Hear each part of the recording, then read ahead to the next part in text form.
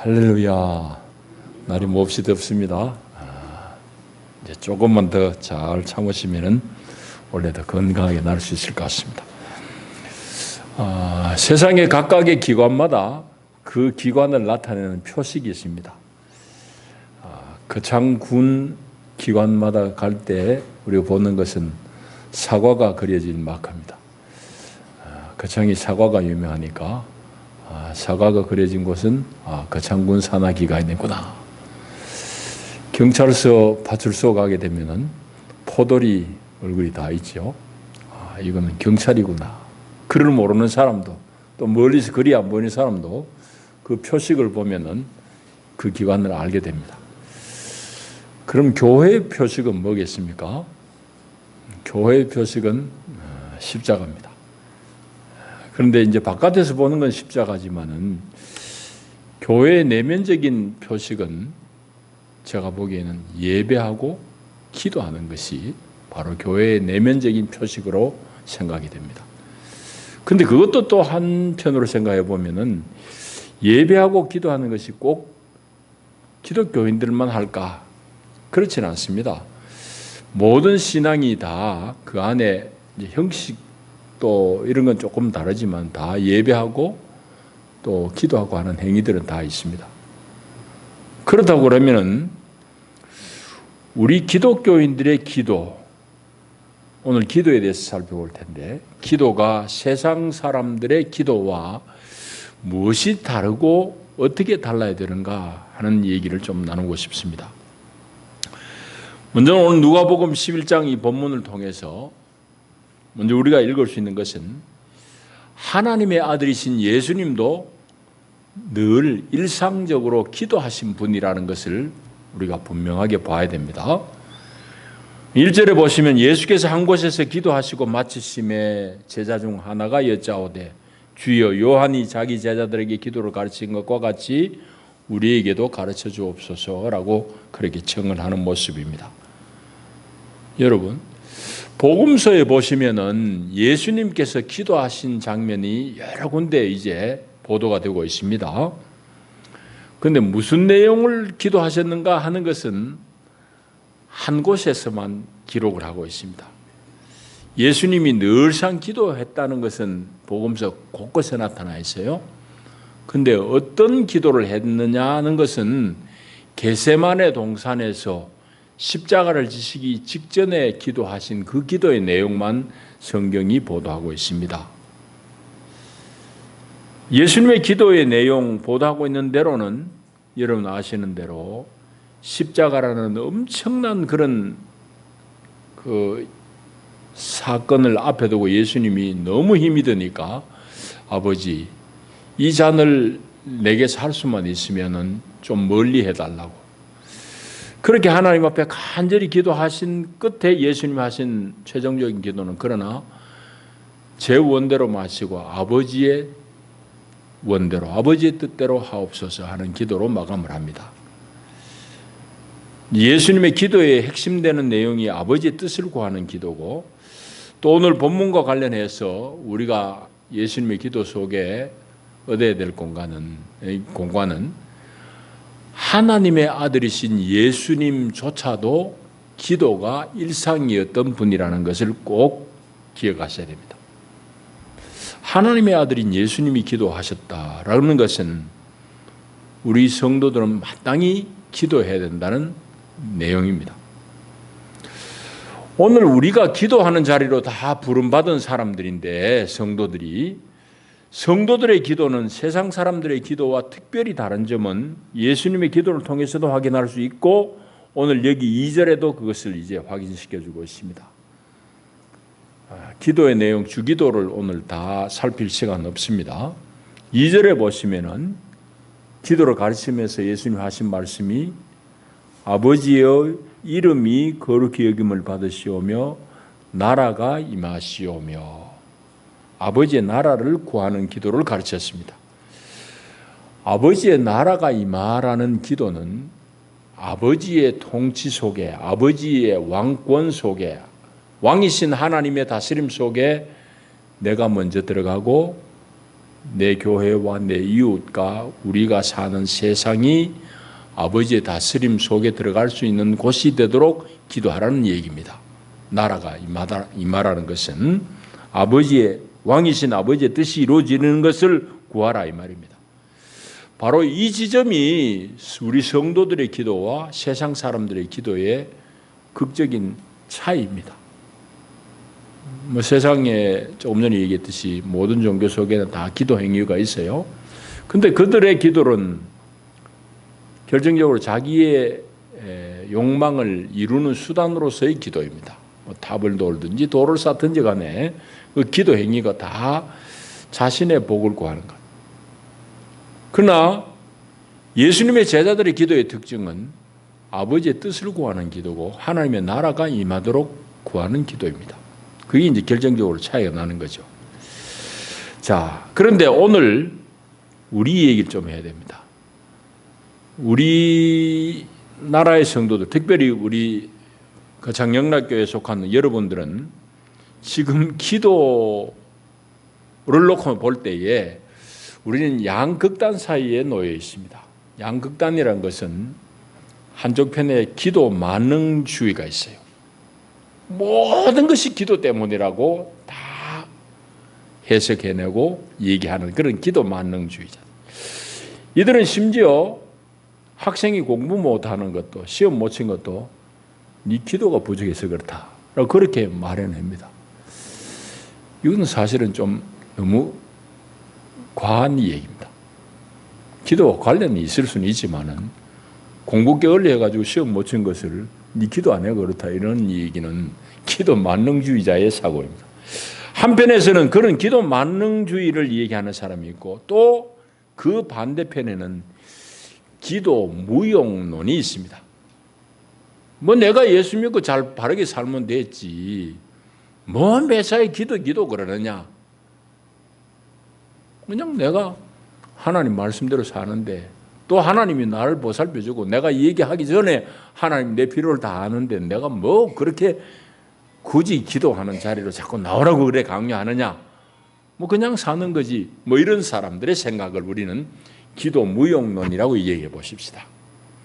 오늘 우리는 어디에 위치해 있는가 하면 이 기도 무용론을 얘기하는 사람, 기도 만능을 얘기하는 사람, 이 사이에 오늘 우리가 놓여 있습니다.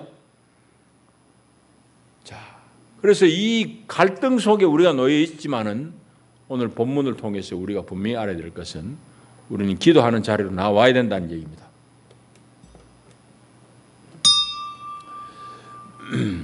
여러분의 사소한 행동이 대단히 맥을 끊습니다. 그래서 전화기 같은 것은 좀 끄고 들어와야 돼. 얘기 들어올 때. 맥을 놓쳐버린다. 주보에도 자꾸 썼는데 그런 이유 때문입니다.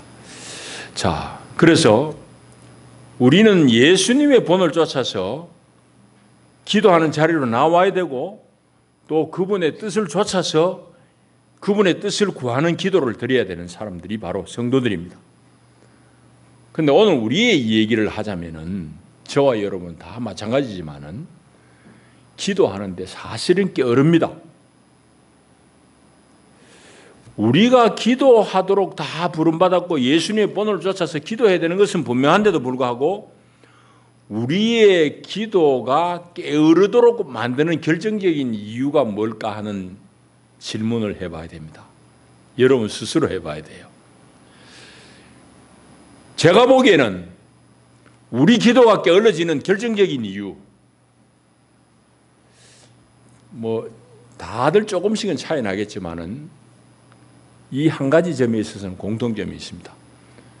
여러분의 기도가 게을러지는 결정적인 이유, 여러분에게 아쉬움이 없기 때문입니다. 다시 말하자면은 여러분들의 생활이 너무 안전하기 때문입니다. 오늘 예수님이 가르치신 기도에 보면은 오늘 일용할 양식을 주시옵고 매일매일의 양식을 구하는 그 시대에는 기도가 자연스럽고 기도할 수밖에 없는 그런 상황인데 오늘 저와 여러분의 삶의 현장은 일용할 양식은 걱정도 안 합니다. 한 날 먹을 양식 꽉 있습니다. 혹은 몇 년 동안 먹을 양식이 은행 계좌에 다 쌓여져 있습니다. 여러분들의 생활이 너무 안전하다 보니까 하나님 앞에 기도할 필요를 느끼지는 못합니다. 이것이 결정적으로 우리로 하여금 기도의 자리로 나오는데 방해하는 요소입니다. 여러분, 그럼에도 불구하고 예수님은 많은 곳에서 기도해라 그랬고 성경은 또한 우리에게 기도에 힘쓰라고 말씀합니다. 기도에 힘쓰라는 이 얘기는 힘 안 쓰면 기도 안 된다는 얘기입니다. 우리 자연적인 생각은 기도가 게을러질 수밖에 없는 생활입니다. 그렇기 때문에 성경은 우리에게 기도에 힘쓰라고 말씀합니다. 그리고 이 기도는 우리 영혼의 호흡과 같아서 이거는 딱히 경험하지 않으면 알 수가 없는데 우리 기도는 우리 영혼의 호흡과 같아서 우리 영혼을 살리는 필수적인 요소고 필수적인 행위입니다. 여러분들이 기도를 하지 않으면 여러분의 속 사람은 다 시들어버립니다. 여러분, 화초를 키워보죠. 화초에 때를 맞춰서 물을 주고 바람이 불어야 되고 햇빛이 공급이 되어야 되는데 때를 놓치면 그건 시들시들해지고 생명을 잃어버립니다. 말하자면 우리의 영적인 생명은 우리의 호흡과 같은 이 기도를 놓치기 때문에 정도의 차이는 있지만 하나님 보시기엔 다 시들시들한 그런 생명으로 떨어져 버린 상태입니다. 여러분, 그래서 오늘 우리는 기도를 다시 한번 생각해 봐야 되고 기도에 힘쓰는 자리로 나와야 됩니다. 그런데 오늘 본문 속에서 우리가 특별히 말씀을 나누고 싶은 내용은 뭔가 하면은 오늘 우리가 기도를 해야 되는데 기도할 때의 우리의 자세, 기도할 때의 우리의 모습, 우리의 태도가 되어야 되는가를 좀 나누고 싶습니다. 그래서 주기도는 뛰어넘고 5절부터 보시면 예수님이 기도를 이렇게 해야 된다라고 말씀하시는 내용을 중점적으로 살피려고 합니다. 기도를 어떻게 해야 되느냐는 얘기를 예수님이 비유로 말씀합니다. 그 비유의 내용은 5절부터 8절까지고 그 비유를 가지고 예수님이 결론적으로 말씀하시는 것이 9절부터 13절까지의 내용입니다. 이 비유는 여러분들이 잘 아는 얘기고 이 비유는 또한 누가복음이 보도하고 있는 대로 불의한 재판관의 비유와도 맞닿아 있습니다. 억울한 일을 당한 과부가 재판관한테 가가지고 이거 좀 재판해 주세요 하는데 그 뭐 가난하고 힘없는 과부 얘기를 들어줄 재판관이 없습니다. 그런데 이 과부는 밤낮 없이 가서 쪼릅니다. 재판장이 귀찮아서 그 과부의 청을 듣는다는 얘기가 누가복음에 쓰여져 있습니다. 그것과 이제 맥이 닿는 이 얘기를 예수님이 비유로 오늘 본문 11장에서 하고 있습니다. 이 얘기는 이렇습니다. 늦은 밤에 어떤 사람에게 밤길을 다니던 친구가 찾아옵니다.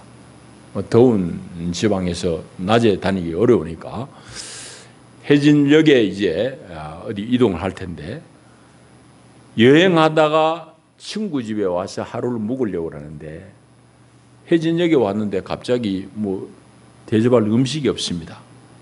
그래서 손님의 갑작스러운 방문을 받은 이 사람이 이웃에 있는 또 다른 친구에 가서 이제 문을 두들기면서 깨웁니다. 친구요.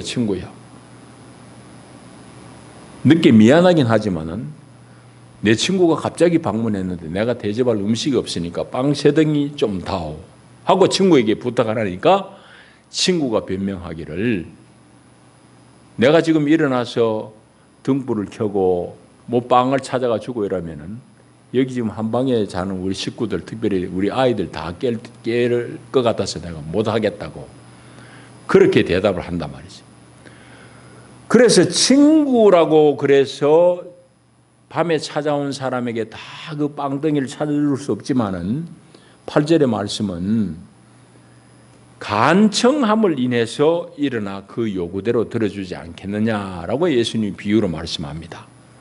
그러니까 이건 이제 비유의 내용인데 말하자면은 불의한 재판관이라도 과부가 밤낮 와가지고 졸르는데 그거 청을 안 들어주겠느냐와 맥이 다 있는데 원칙적으로는 귀찮고 안 되는 일이지만은 찾아와서 간청하는 그 간청 때문에라도 밤에 찾아온 친구의 청을 들어주지 않겠느냐, 그 얘기를 합니다. 그러면서 예수님께서 하신 말씀이 9절에 보면은 구하라 그러면 너희에게 주실 것이요 찾으라 그러면 찾아낼 것이요 문을 두드리라 그러면 너희에게 열릴 것이니 구하는 이마다 받을 것이요 찾는 이는 찾아낼 것이요 두드리는 이에게는 열릴 것이니라 라고 예수님 말씀합니다. 구하라, 찾으라, 두드리라, 그 말씀이에요.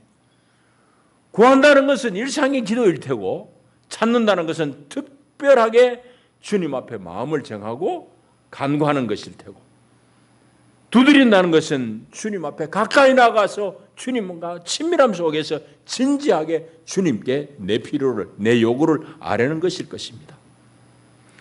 그 얘기를 예수님이 비유 끝에 해설하시는 이유는 뭔가 하면은 하나님께서 우리의 기도의 응답에 대해서 다 이루어줄 준비가 되어 있는 하나님을 소개하는 겁니다.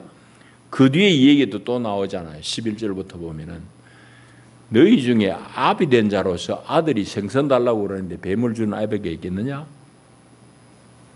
아비 된 사람으로서 자식이 알을 달라고, 이 알이란 것은 요즘 계란을 얘기합니다. 계란 같은 이런 알을 구하는데 정갈을 줄 사람이 있겠느냐? 정갈이 지가 몸 피하려고 동그랗게 몸을 구부려버리면 계란같이 그렇게 되니까 그 얘기입니다.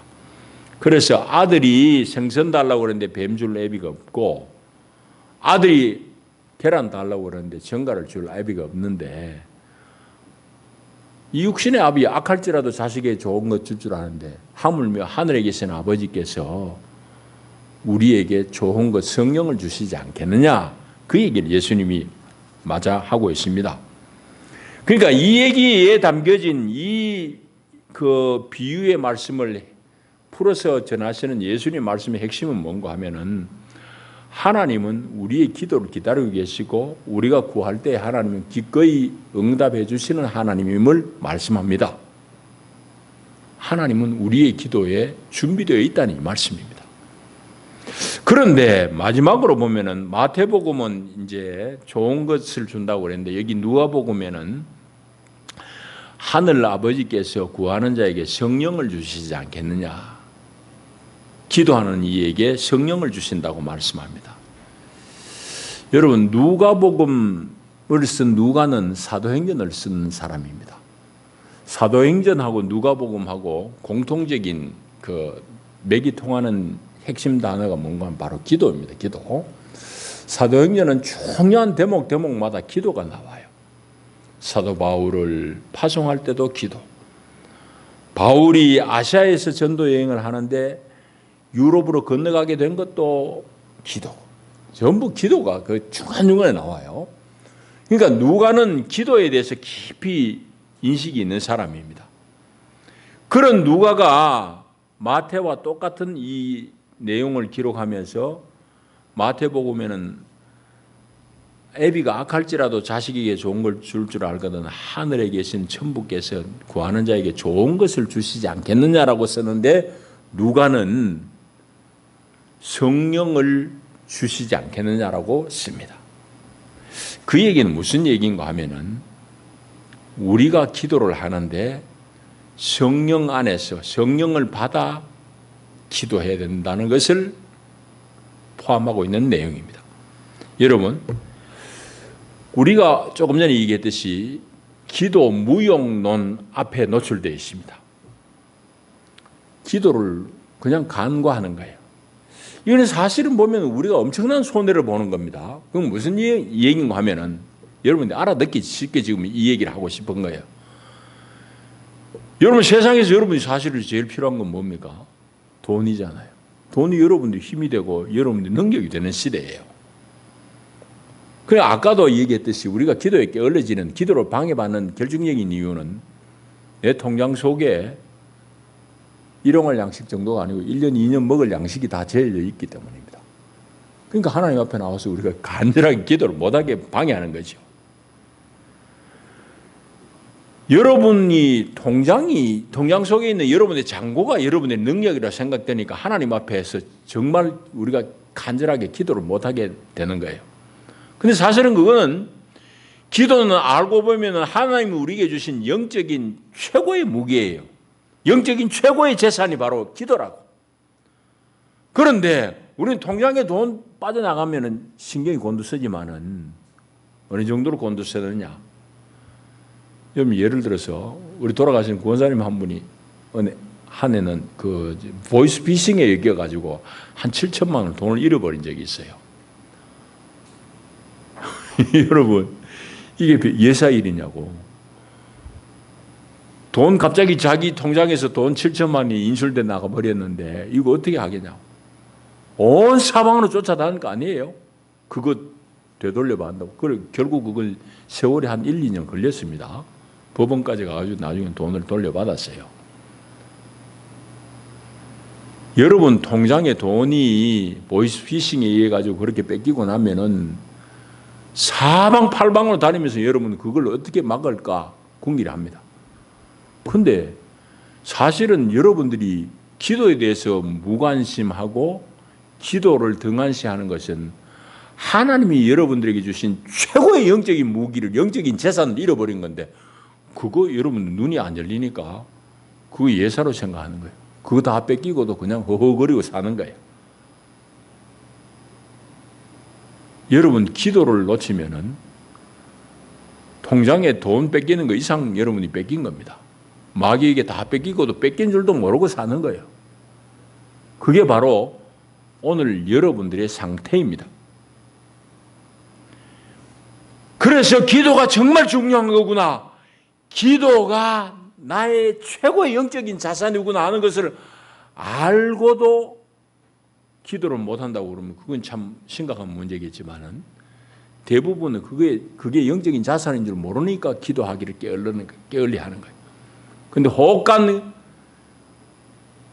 내 기도가 참 영적인 어마어마한 무기구나, 하나님 주신 재산이구나 하는 걸 안 사람조차도 기도하는 자리에 나와서 또 빠지기 쉬운 또 하나의 함정이 있어요. 그건 뭔가 하면은 아까 초두에 얘기했듯이 기도가 단순하게 내 욕심, 내 욕망을 성취하는 수단으로서만 기도를 이해하는 거예요. 여러분 기도는 사실은 우리가 해보면 그게 아닙니다. 기도는 하면 할수록 하나님의 유익을, 여기 본문대로 하면 하나님의 나라를 구하는 기도로 나아가게 됩니다. 하나님의 필요가 뭘까? 하나님의 갈망이 뭘까? 그것을 내가 기도로 응답하는 거예요. 기도란 것은 이와 같이 하나님을 내 마음대로 조정하는 수단이 아니고 하나님 앞에 내 자리를 제대로 갖다 놓는 행위가 기도입니다. 이게 기도예요. 내가 어디에서 빗나가 있으며 내가 어느 위치에 잘못 서 있는지를 알게 만드는 것이 기도입니다. 그래서 나로 하여금 제자리로 돌아오게 하는 것, 하나님 앞에 내 심령이 바로 세워지는 것, 이게 기도라는 걸 알게 됩니다. 하나님 그 사람을 쓰는 거예요. 그래서 오늘 누가복음 11장 13절에는 마태와 다르게 하늘의 아버지께서 구하는 자에게 성령을 주시지 않겠느냐, 기도를 비유로 말씀하시면서 성령에 대한 약속으로 쓴 이유가 바로 거기에 있습니다. 여러분 그러니까 여러분들이 기도하는 자리에 나와야 되는 것은 분명하지만은 기도하는 자리에 나와서 성령 안에서 성령의 인도를 받으면서 기도를 드려야 됩니다. 우리의 매일의 기도가 늘 성령의 인도를 받고 하는 기도가 되면은 더할 나위 없이 좋겠지요. 그러나 우리가 다 육체의 한계를 가진 사람인지라 그게 늘상 그렇게 될 수는 없습니다. 때로는 기도가 충만할 수도 있고 때로는 그러지 못할 때도 있습니다. 여러분도 경험하다시피 우리가 기도에 충만한 날은 우리가 정말 성령의 인도를 받아서 구하는 기도를 드릴 때가 있습니다. 그때는 세상의 문제가 문제로 안 보이는 거죠. 문제는 저 밑에 까마득하게 보이는 거예요. 나는 보좌 위에 하나님과 같이 거하면서 하나님 보좌 앞에 내 기도를 바로 상달하니까 문제는 아무것도 문제같이 안 보입니다. 정말 능력의 기도가 나오는 거죠. 그 요즘 새벽에 요한계시록을 읽는데 계시록에 보면은 두 군데나 성도의 기도를 어떻게 표현하고 있는가 하면은 하나님 보좌 앞에 천사가 큰 향로를 들고 향을 담아가지고 성도의 기도와 함께 하나님 보좌에 향연으로 올려드리는 그 장면이 나와요. 여러분, 우리가 성령 안에서 기도를 하게 되면은 여러분의 기도가 바로 하나님 보좌 앞에 상달되는 그런 향연과 같은 기도가 드려지는 겁니다. 오늘 누가는 그 기도를 하라고 우리에게 하나님 아버지께서 구하는 자에게 성령을 주시지 않겠느냐, 그 말씀을 하는 거예요. 여러분 기도가 성령 안에 드려지는 기도가 되기를 축복합니다. 이런 기도를 오늘 하나님은 원하시고 그런 기도를 드리는 사람을 통해서 하나님의 역사를 이어가십니다. 시대는 바뀌어도 늘 동일합니다. 여러분들 우리나라의 새마을 운동이 대단한 그런 우리 이 초기에 이 나라를 개혁하는데 또 특별히 시골 이런 여러 환경들을 개선하는데 엄청난 영향을 미쳤잖아요.